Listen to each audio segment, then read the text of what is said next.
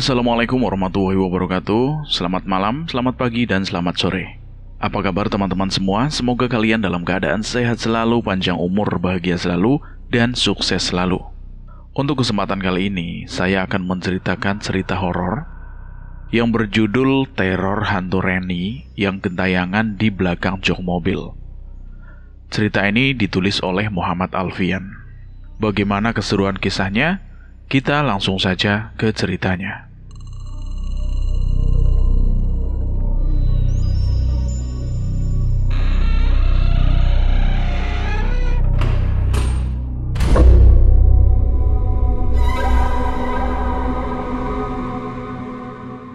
Masyarakat Indonesia memang tidak pernah lepas dari cerita horor. Ada banyak sekali pengalaman cerita horor yang dibagikan warganet ke media sosial. Tak jarang cerita horor tersebut mengundang ketakutan tersendiri bagi pembacanya atau pendengarnya. Entah kisah nyata atau hanya sekedar fiksi, banyak pembaca yang merasa terbawa atau terhanyut dan ikut merasakan situasi dan kondisi yang terjadi di dalam cerita itu. Buat kalian yang penakut dan sedang sendirian di rumah, sebaiknya tidak melanjutkan untuk mendengarkan ceritanya. Pasalnya, cerita yang diberi judul itu, ini sukses membuat siapa saja yang membacanya merinding seketika. Oke, kita lanjut ke ceritanya. Kejadian bermula ketika seorang pria bernama Krishna yang bekerja sebagai sales di sebuah perusahaan rokok terbesar di Indonesia baru saja mendapatkan bonus dari kantornya. Ia mendapatkan bonus karena berhasil mencapai target yang telah ditetapkan perusahaan. Berhubung bonus itu terbilang lumayan, ia berencana untuk membeli sebuah mobil. Krishna saat ini tengah memiliki seorang istri yang sedang hamil muda. Karena ingin memanjakan istri yang memang hamil muda, ia pun membeli sebuah mobil dengan harga yang pas di kantong. Dirinya berencana untuk membeli sebuah mobil dengan kondisi bekas agar bisa lebih murah dan dapat dibayar dengan cash. Singkat cerita, Krishna menemukan mobil yang pas di hati dan di budget, yakni mobil Grand Livina berwarna abu-abu. Krishna membeli mobil tersebut dari seorang bapak-bapak yang sedang membutuhkan uang. Karena dirasa cocok dan pas, akhirnya Krishna itu bersepakat dengan bapak tersebut. Awal mobil tersebut datang ke rumah pasangan baru menikah tersebut, mereka berdua sangat senang sekali. Mereka jadi bisa leluasa pergi kemana saja dengan mobil sendiri tanpa memakai mobil kantor. Namun baru beberapa hari di rumah, mobil si Abu Monyet itu, panggilan kedua pasangan itu, selalu tercium bau amis. Iya, bau amis darah. Mereka selalu mencoba mencari-cari di sela-sela mobil untuk mengetahui sumber dari bau amis tersebut. Yang ditakutkan justru ada binatang yang mati di dalam mobil atau mengeluarkan darah. Tapi semua itu tidak membuahkan hasil, karena tidak ada satupun binatang mati di sela-sela mobil.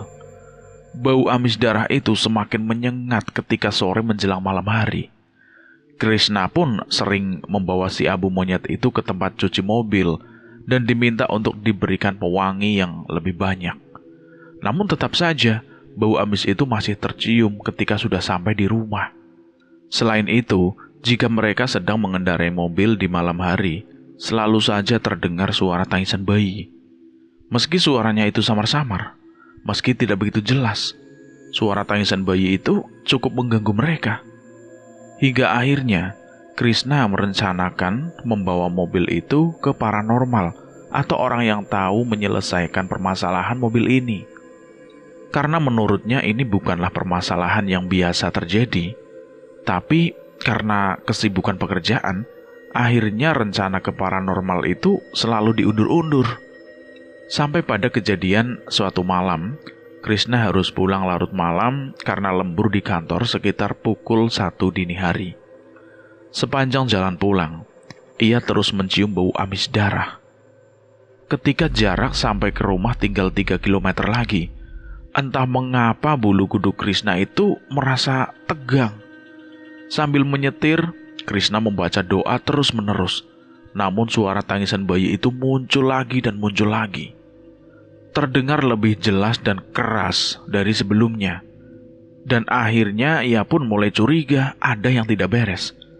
Karena merasa ada yang tidak beres, ia terus mengecek kaca spion untuk memastikan keadaan. Ketika ketiga kalinya Krishna melihat ke kaca spion, ada sosok wanita sedang menggendong bayi di jok belakang mobilnya.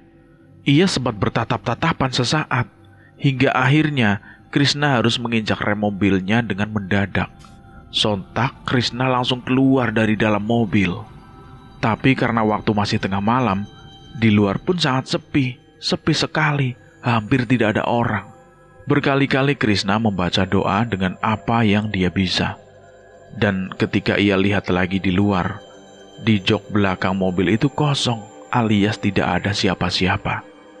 Meski jarak rumah sudah semakin dekat, tapi tetap saja ia bingung harus melanjutkan dengan mengenakan mobil tersebut atau tidak.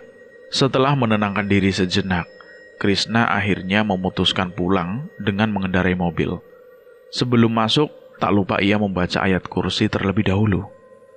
Dan ketika masuk mobil, Krishna melirik sekitar dalam mobil untuk memastikan tidak ada siapa-siapa di belakang jok mobil itu, dan memang kosong ternyata. Saat beberapa meter melaju, sosok perempuan pucat yang menggendong bayi itu muncul lagi di belakang Krishna. Bau amis bahkan semakin menyengat dari yang biasanya. Sontak ia langsung membaca ayat kursi dengan diteriakkan. Karena Krishna baru pertama kali melihat makhluk tak kasat mata ini. Ia menyetir sambil gemeteran dan hampir saja menangis. Keringat panas dingin keluar di sekujur tubuhnya. Dengan kekuatan gas yang luar biasa, ia langsung memarkirkan mobil tersebut di depan rumahnya tanpa dimasukkan ke garasi. Sesampainya di dalam rumah, keringat dingin terus mengucur di tubuhnya. Ia mencoba langsung tidur, tapi tidak bisa karena terus dibayangi hantu gentayangan itu. Keesokan harinya, Krishna langsung demam tinggi, sehingga istrinya pun bingung ketika suaminya harus pulang dengan buru-buru dan memarkirkan mobil dengan sembarangan. Krishna tidak berani cerita karena istrinya yang sedang hamil muda. Ia takut jika istrinya nanti kepikiran sehingga Krishna beralasan ingin tidur lebih cepat karena ngantuk semalaman. Setelah sembuh beberapa hari sakit, Krishna masih trauma untuk menaiki si abu monyet itu. Karena bau amis itu masih terasa, ia memutuskan untuk membawanya ke kiai yang bisa mencari solusi permasalahan itu. Krishna ditemani oleh temannya untuk pergi ke kediaman Pak Yai pada sore hari. Tapi sosok hantu gentayangan itu muncul dengan tiba-tiba di belakang jok. Karena kaget, Krishna akhirnya tidak bisa mengendalikan mobil tersebut, dan akhirnya kecelakaan pun terjadi. Mobilnya masuk ke dalam jurang. Meski begitu, keduanya masih bisa selamat, dan hanya mengalami luka lecet di tangan. Krishna segera meminta bantuan saudaranya untuk menginformasikan kondisinya itu. Tak begitu lama banyak warga yang melintas menolong Krishna dan temannya untuk ditenangkan. Menurut warga sekitar, tempat itu memang sering terjadi kecelakaan tunggal dan Krishna adalah salah satunya. Entah kenapa, tapi Krishna itu tidak cerita bahwa ia kecelakaan karena melihat penampakan di jok belakang mobilnya. Kemudian Derek datang dan membawa mobil itu. Krishna pun dijemput oleh saudaranya, dan selama di mobil saudaranya itu, membahas kenapa ia bisa kecelakaan di sana. Dirinya juga tanya kepada temannya itu, apa dia melihat sosok penampakan di jok belakang mobil. Tapi katanya, dia tidak melihatnya. Malah dia heran, kenapa Krishna tiba-tiba kaget dan banting setir. Krishna pun jadi heran, mengapa hanya dirinya saja yang bisa melihat penampakan wanita itu. Setelah ia dan temannya diobati dari rumah sakit, mereka pun langsung pulang. Krishna benar-benar kepikiran dengan mobil itu. Hingga akhirnya ia memutuskan untuk secepatnya bertemu dengan Kiai Muhi. Dengan menggunakan mobilnya, ia akhirnya sampai di tempat Pak Yai Muhi. Beliau langsung mempersilahkan masuk, dan tanpa basa-basi, Krishna pun langsung menceritakan kejadian demi kejadian yang dialami oleh Krishna. Kiai Muhi sebetulnya ingin mengecek langsung ke mobilnya, tapi berhubung mobilnya masih di bengkel, jadi diurungkan. Kiai Muhi bilang bahwa jika ada sesuatu benda yang dihuni makhluk halus, maka bisa jadi sebelumnya ada kejadian yang berhubungan dengan makhluk halus tersebut. Jadi, ia dirasakan untuk menemui pemilik mobil ini, pemilik mobil sebelumnya. Sebelum pulang, mereka pun memberi beberapa botol air doa agar lebih tenang. Keesokan harinya, sepulang Krishna dari kerja, ia pun langsung menemui pemilik mobil ini sebelumnya. Sebut saja namanya Pak Yahyo. Dirinya mengutarakan maksud kedatangan dan menceritakan beberapa kejadian yang menimpa Krishna terkait mobil itu, dan Pak Yahyo pun kaget. Selama beliau memakai mobil itu, beliau tidak pernah merasakan atau menemui keanehan, apalagi sampai melihat penampakan. Beliau juga tidak pernah berlaku dan berbuat suatu hal yang janggal terhadap mobilnya, sampai mobilnya dihantui makhluk halus tersebut. Karena tidak menangkap kebohongan dari pernyataan Pak Yahyo, Krishna jadi buntu. Kenapa mobil yang dibelinya ada penunggunya? Setelah ngobrol panjang lebar, akhirnya ia pun pamit, dan Pak Yahyo memberikan saran kalau mobilnya harus diruat atau dibersihkan dari makhluk tak kasat mata. Seminggu setelah pertemuan dengan Pak Yahyo, Krishna mendapatkan telepon dari seorang bengkel. Katanya, karyawan bengkel di sana sering mendapati seorang wanita sedang duduk menggendong bayinya di jok belakang mobilnya. Mereka pada ketakutan dan baru sekarang ini mengalami kejadian seperti ini. Krishna pun langsung berkoordinasi dengan Pak Yahyo agar proses ruat mobil ini dipercepat saja. Karena ternyata makhluk ini mulai menampakkan dirinya pada siapa saja. Dan Pak Yahyo pun setuju. Beberapa hari setelah itu mereka pun langsung datang ke bengkel dan di sore hari. Setelah bengkel ditutup, mereka sudah meminta izin kepada pemiliknya bahwa akan melakukan ruat pada mobil ini. Pak Yahyo datang bersama seorang pria setengah baya memakai baju koko dan sorban. Beliau mengenalkan diri sebagai Pak Hadi yang akan melakukan ruatan itu. Mereka pun memulai acara ruat mobil ini. Di sana selain ada Krishna, Pak Yahyo, dan Pak Hadi, ada juga pemilik bengkel dan beberapa karyawannya. Mobil ini dimandikan dengan air yang katanya sudah didoakan. Semua bagian mobil baik di dalam maupun di luar dipercikan air dan Pak Hadi berdoa di dalam mobil. Ketika Pak Hadi sedang berdoa di dalam mobil itu, ada salah satu karyawan bengkel, ada yang kesurupan. Dia langsung terjatuh, begitu saja jatuh, brak, dan tiba-tiba berteriak, "Jangan usir kami! Jangan usir kami!" Sontak orang-orang yang ada di sana semuanya kaget dan takut. Pak Hadi langsung keluar dari dalam mobil dan langsung memegang ubun-ubun orang yang kesurupan tadi. Beliau langsung bertanya, "Ini siapa?" "Saya Reni." "Kamu yang ada di dalam mobil ini?"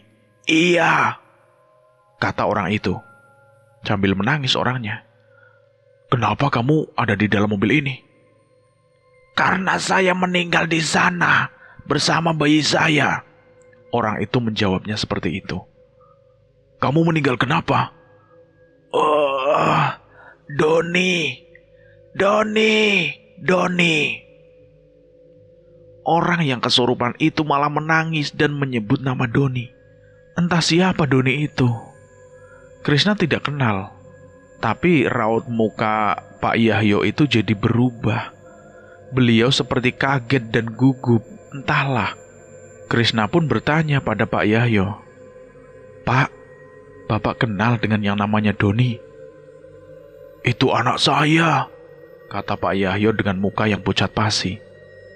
Ternyata Pak Yahyo punya anak yang namanya Doni, yang masih sekolah SMA kelas 3.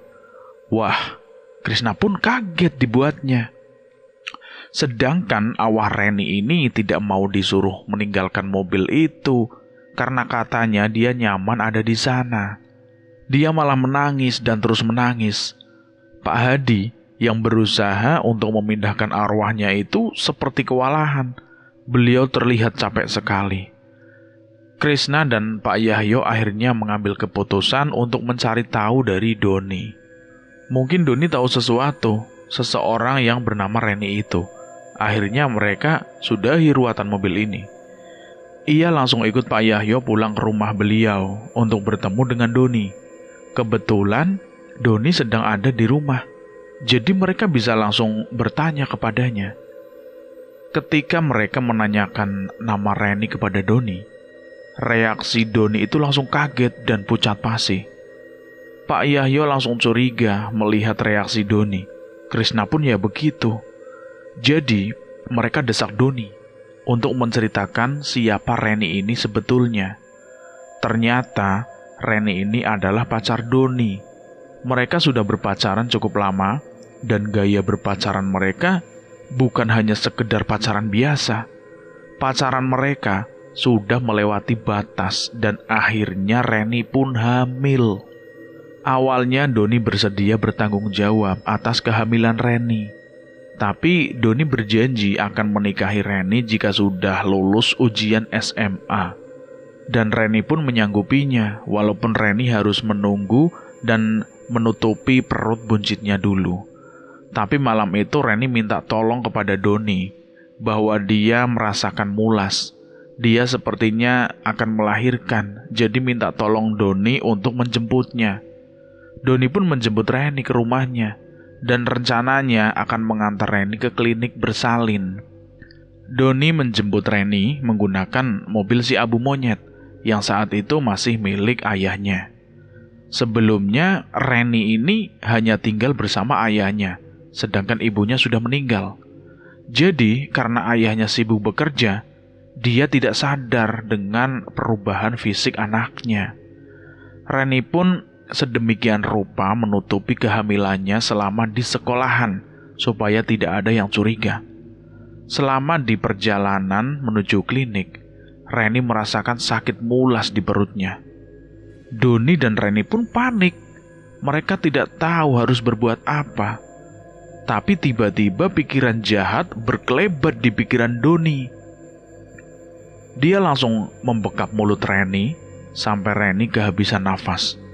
Reni pun meninggal saat itu juga, sedangkan bayinya waktu itu masih hidup. Bayinya laki-laki. Namun karena setan sudah menguasai pikiran Doni, maka bayi tidak berdosa itu pun menjadi korban kebiadaban Doni. Karena takut perbuatannya diketahui oleh orang lain, maka Doni membuang jasad Reni di jurang di suatu tempat malam itu juga. Doni merasa perbuatannya aman-aman saja dan tidak ada yang mengetahuinya. Ketika mendengar cerita lengkap dari Doni anaknya, Pak Yahyo langsung emosi dan memukul Doni. Bah, ditempeleng kanan kiri. Dia langsung bersumpah bahwa Doni harus mempertanggungjawabkan perbuatannya. Saat itu Doni langsung sujud di kaki ayahnya. Doni mengaku salah dan hilaf. Krishna pun yang mendengarkannya hanya bisa geleng-geleng kepala bahwa pergaulan anak muda zaman sekarang memang benar-benar sudah di luar batas. Mereka tidak memikirkan resiko atau perbuatan mereka sendiri. Pak Yahyo pun mendesak Doni untuk menunjukkan di mana dia membuang jasad Reni. Keesokan harinya setelah mereka laporan ke polsek terdekat dan ditemani beberapa anggota kepolisian, dan langsung menuju jurang yang dimaksud oleh Doni itu. Ternyata jurang yang dimaksud Doni adalah jurang di mana tempat Krishna kecelakaan. Mungkin di kecelakaan Krishna kemarin, Reni ingin menunjukkan jasad dirinya padanya. Tapi waktu itu, dia tidak melihat sekeliling. Dan ternyata, jasad Reni itu ditemukan sudah membusuk saat itu juga, beserta dengan jasad bayi yang dilahirkannya. Mereka ditemukan tertutup daun-daun kering di dasar jurang. Begitulah, jika setan sudah merasuki jiwa seseorang, Untuk menutupi kesalahannya, dia melakukan kesalahan lain yang lebih fatal. Akhirnya Doni dipenjara untuk mempertanggungjawabkan perbuatannya. Sedangkan nasib mobil si Abu Monyet sampai saat ini masih dihantui oleh Reni. Sampai saat ini jika Krishna sedang menyetir malam-malam, masih suka terdengar suara tangisan bayi di dalam mobil itu, dan bau amis masih suka tercium. Cerita ini hanya Krishna yang tahu dan sengaja tidak memberitahu istrinya karena dia sangat penakut. Kejadian pembunuhan Reni terjadi seminggu sebelum mobil ini dijual kepada Krishna. Jadi mungkin wajar saja jika Pak Yahyo tidak merasakan keganjilan seperti yang dirasakan oleh Krishna. Begitulah singkat ceritanya. Bagaimana menurut teman-teman tentang cerita ini? Silahkan kalian tulis di kolom komentar.